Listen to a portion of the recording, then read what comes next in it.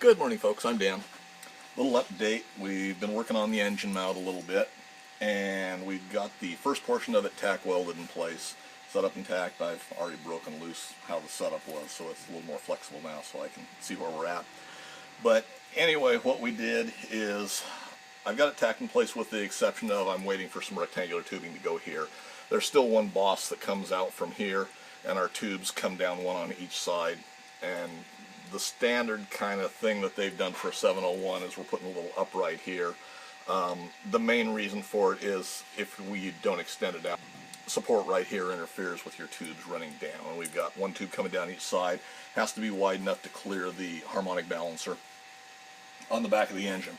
I'd previously cut out and welded all my mounts. We put float mounts on it. Whether I ever put this on floats or not, I don't know, but we went ahead and added the mounts. We're building, we might as well do it now and be done with it. So our attachment points are at the base on either side. We've got a tube running here on either side, and then our little boss coming out here to extend our other two tubes. Corvair engine installation. So this is a standard Corvair tray. I'd previously built it, had it setting. When we mocked up the engine, I've got a mock-up sitting over here. Set it in to see where placement was on the firewall for weight and balance. With the Corvair, we know we're heavy, so our options are limited. Basically, I'm kind of calculating that we want the engine set back as far as we can. For this installation, I ended up with a 10 inches off the firewall to the datum points. And if you're familiar with the Corvair engines, why William Wynn covers pretty well the installation of the datums. So I set it pretty much back as far as I can against the firewall. Like I say, that's a 10-inch datum. I've calculated my thrust line, which is 6 3/4 inches above our tray, is approximately where our thrust line sits.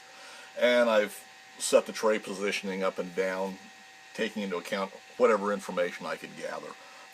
People will tell you that they're wanting to share all the information about how they set them up on some of these custom installations, but sometimes that information is kind of hard to gather. So I've kind of calculated it on my own from the information that I've had, and I think I'm pretty close. I think we're going to be fine with it. Thrust line ends up being right in here someplace, and everything looks pretty good. It's just tacked in place, and I just MIG weld it in place. Once I get everything set up, we'll pull it off here, take it to the table, and we'll TIG weld everything. And any MIG welds that I don't like, we're going to grind out, and then we'll go back and TIG all that. So it'll be TIG welded in place. And but for right now, like I say, I'm waiting on some material to come in. I just ordered it this morning for the uprights. I didn't have any rectangular tubing for those little extension nubs. So we'll get those in and go from there. So anyway, that's our first little update on the engine mount. I'm pretty happy with it. Once we get this portion of it done, and I may pull it off of here. I'm going to move the fuselage back out. The fuselage is level side to side and on a reference line down the side of the fuselage. So everything was leveled there. Then we leveled our tray. We did have an engine mocked up and set in place on it. So everything looks pretty good.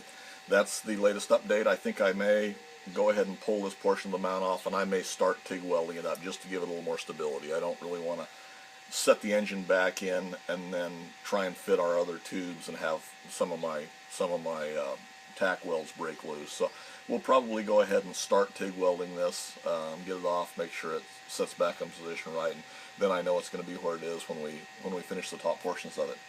So that's where we're at. Other updates, I have been working on the 5th bearing. I've got a little more machining done on it, not a tremendous amount yet, and that, I've got other stuff going on like this engine mount. And this stuff kind of shows progress for me, so it's a little bit more motivation to keep going on projects. So anyway, that's where we're at. So hopefully you'll find this helpful, find a little information you can use. Any questions or suggestions you've got for me, leave them in the comment section below. And thanks for taking the time to watch, guys.